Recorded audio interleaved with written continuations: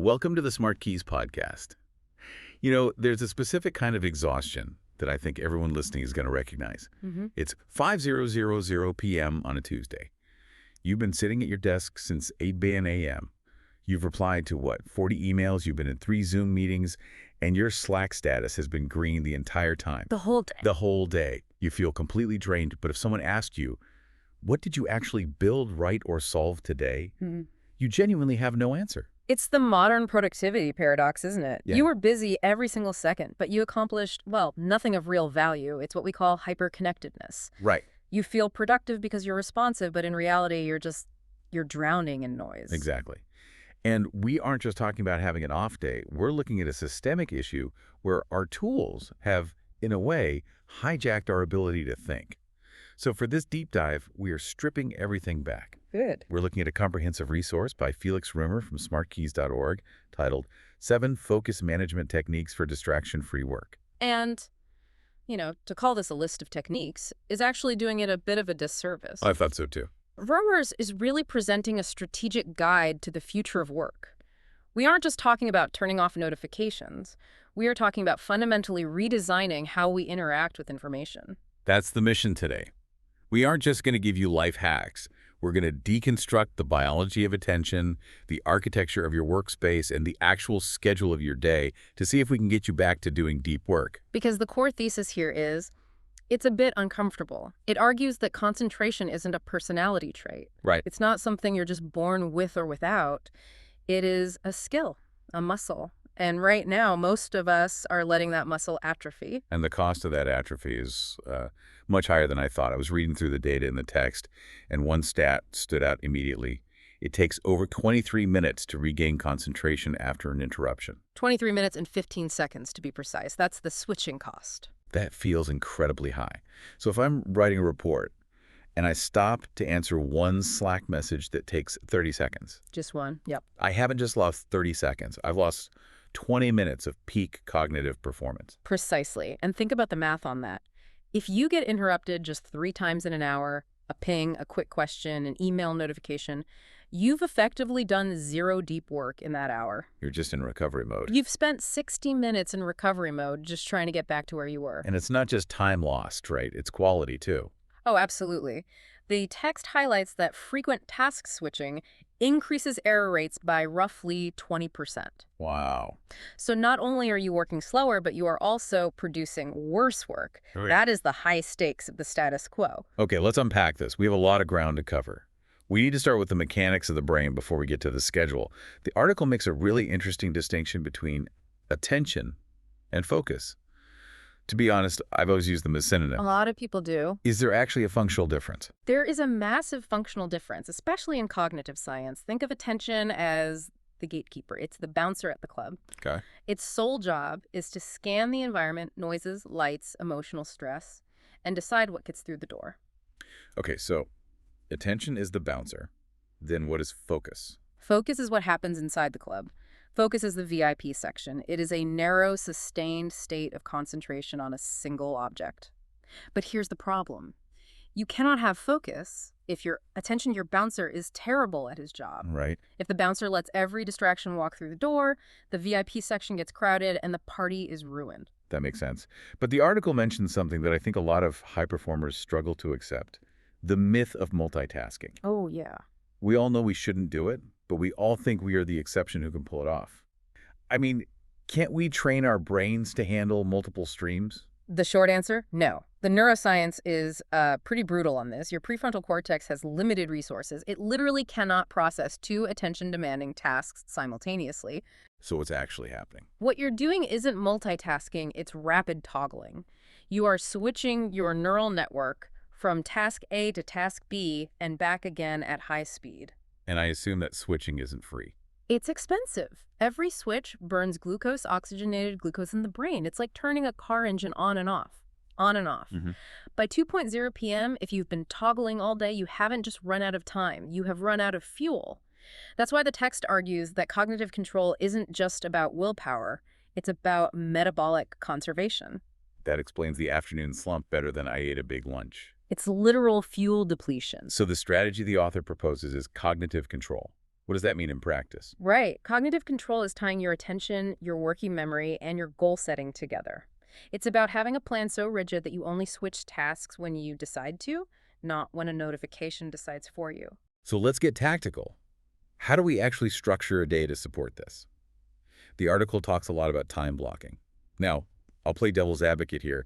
I love the idea of blocking out 2 hours for deep work, but in a real office. It's tough. The second I block that time, my boss schedules a meeting over it, or a crisis happens. Is time blocking actually realistic? It's a fair pushback. If you view time blocking as a magic shield that stops the world, it fails. But rumor suggests treating it like an appointment. An appointment. Yeah. If you had a meeting with your CEO or a client and an email popped up, you wouldn't cancel the meeting to answer it, right? No, I'd ignore the email until the meeting was over. Exactly. You have to treat the meeting with yourself with that same level of hierarchy. It's about respecting your own output. And practically, this means closing the email tab, not minimizing it, closing it. The source also mentions the Pomodoro Technique within those blocks, the classic 25 minutes on, 5 minutes off. Right. I've tried this, and sometimes I feel like 25 minutes is too short. I just get into the flow, and then the timer goes off. That's a common critique, but here is why the text defends it. The value isn't the 25 minutes. The value is the low barrier to entry. Oh. If I tell you to sit down and write a strategic report for 4 hours, your brain panics. It looks at the mountain and freezes. It's too big. It's too big. But if I tell you just do 25 minutes, your brain says, okay, I can do that. It lowers the friction to start. And the breaks, those 5 minutes, are crucial because they prevent that glucose depletion we talked about. They create repeatable wins throughout the day. Now, even if I block my time, I still have a million things to do. The guide lists a few frameworks for prioritizing. We've got the Eisenhower Matrix, GTD, but eat that frog seems to be the favorite. It's the most visceral one, certainly. It comes from the Mark Twain quote. If your job is to eat a frog, do it first thing in the morning. Basically, tackle your hardest, highest impact task immediately. Before you check email. Before everything. Yeah. Because your willpower is highest in the morning. The article links this to Pareto analysis, the 80-20 rule. Yep. Usually, that frog is the 20% of work that drives 80% of your results. If you delay it until 4:40 p.m., it won't get done. And there was also a mention of Parkinson's law. Yes. Work expands to fill the time available for its completion. If you give yourself all day to write a memo, it will take all day. It always does. But if you give yourself 90 minutes, you'll remarkably get it done in 90 minutes. Tightening deadlines creates a synthetic urgency that sharpens focus. So we have the schedule, we have the priorities. Now let's talk about the environment. Because I am guilty of this. My phone is always right next to my laptop. And the articles cite some research here that honestly terrified me. The mere presence effect. Right. The study claims that if my phone is sitting on my desk, even if it is silent, even if it is face down. Do not disturb is on. Do not disturb is on. It is making me dumber. That feels like an exaggeration. Is the effect really that measurable? It is surprisingly measurable. Here's the mechanism. Your brain knows that phone is a portal to infinite information, social validation, and dopamine. It wants to check it. So when the phone is in your peripheral vision, part of your brain is actively working to suppress the impulse to grab it. So I'm running a background app in my brain called Don't Check the Phone. Exactly. And that background app uses RAM. It eats up cognitive capacity working memory and fluid intelligence that should be going toward your work. The only way to close that app is to remove the stimulus. So putting it in a drawer actually works. Putting it in a drawer, or better yet, another room. Research shows that as soon as it is out of sight, that background inhibition process shuts down, and your available cognitive power instantly goes up. That's incredible. That's the easiest IQ boost available, and nobody does it. That is wild. It's like a drain on your battery that you don't even notice until you plug the hole. Amen. Moving to the digital environment email. The bane of our existence. The article suggests batching, which we've heard before, but also triage. Right. Batching is the when, only check it 2 or 3 times a day. Triage is the how. The text suggests the 4 Ds: delete, delegate, defer, or do. The key here seems to be touching every email only once. That is the golden rule. Do not open an email, read it, get stressed, and close it to deal with later. Guilty. That creates mental residue. You make a decision immediately. Even if the decision is defer, putting it on a task list for Friday, you have processed it and gotten it out of your brain. And regarding notifications, Yeah. the text is very firm on this. Turn off the badges. The little red dots, those are not a utility, they're a weapon. They are designed by behavioral psychologists to hijack your visual system. They create a sense of incompletion. Turning them off is one of the fastest ways to reduce visual noise. Okay, so we've cleaned up the desk, we've hidden the phone, we've batched the email, but the host, well, me asks an important question here. What if the machine itself, our body, is broken? This is where the guide pivots from software to hardware. You can have the best time-blocking system in the world, but if you are running it on a sleep-deprived, sugar-crashed brain, it won't work. The section on biological hardware focuses heavily on sleep, but it goes beyond just get 8 hours. It talks about the screen curfew. This connects back to the biology. The blue light emitted by our devices mimics the sun. When you stare at your phone at 11:00 p.m., you are chemically signaling to your brain that it is noon. Which suppresses melatonin. It crushes melatonin production, and without that, you don't get the deep restorative sleep. The text implies that deep sleep is when the brain literally cleans itself. The glymphatic system flushes out neurotoxins. I see. If you skip that, you wake up with a cognitive hangover. That explains why the morning fog is so hard to shake. And what about movement? I know when I sit too long I get foggy, but is there a chemical reason for that? There is. The text recommends a 20 to 30-minute brisk walk. It's not just about burning calories or getting steps. Walking releases a cocktail of dopamine, norepinephrine, and serotonin. These are focus chemicals. It's essentially a natural Adderall. And micro breaks prevent that slow decay of attention. Right. Every 25 to 60 minutes, stand up, stretch. It resets the system. If you sit static for 4 hours, your blood flow decreases and your brain essentially goes into power-saving mode. Now, nutrition. This is often overlooked in productivity conversations. We grab a donut for energy, but the article calls that a trap. It's a massive trap. High sugar leads to a glucose spike, which feels great for 20 minutes. Followed by a crash. Followed by a huge crash. When your blood sugar crashes, your brain, which runs on glucose, panics.